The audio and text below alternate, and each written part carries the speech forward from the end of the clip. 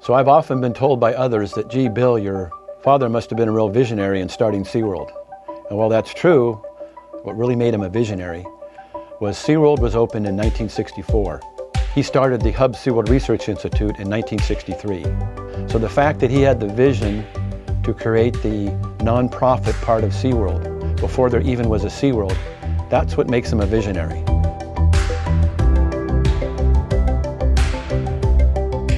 When I was a graduate student at San Diego State, Milt Shedd came to me and said that we need to do something to rebuild the stocks of fish off the coast of San Diego. We looked at what CCA was doing with the Texas Parks and Wildlife folks with red drum, and we said, wow, if they can do it with red drum, then we can probably do it with white sea bass. This program is really about creating something for the future of fishing. And the recreational community and the conservation ethic that they engender is a critical component to the overall success of the program. It's not that sport fishermen want to see commercials put out of business. We just want to see the resources maintained. You can see that the commercial passenger vessels were catching upwards of 50,000 white sea bass a year. That dropped down 20 years later to just a few thousand, and it's been down in the basement ever since. Hopefully what we're seeing here now is a trend of the population moving back up again because of good management practices and the contribution this hatchery's made to try to rebuild the population back up. Wow.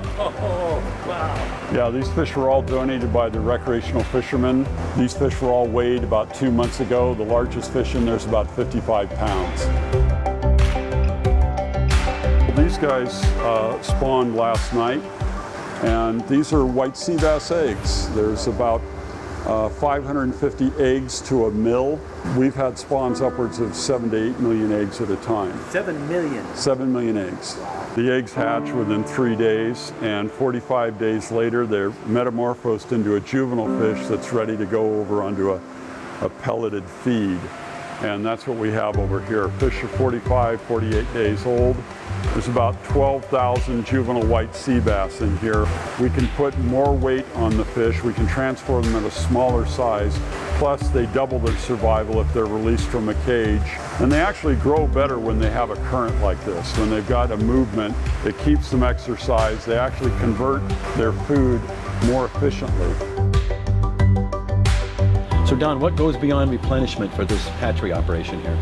The best way for us to move forward is take what we learned how to do here and grow the fish all the way to a marketable size. And everything that you've seen today leads right into that.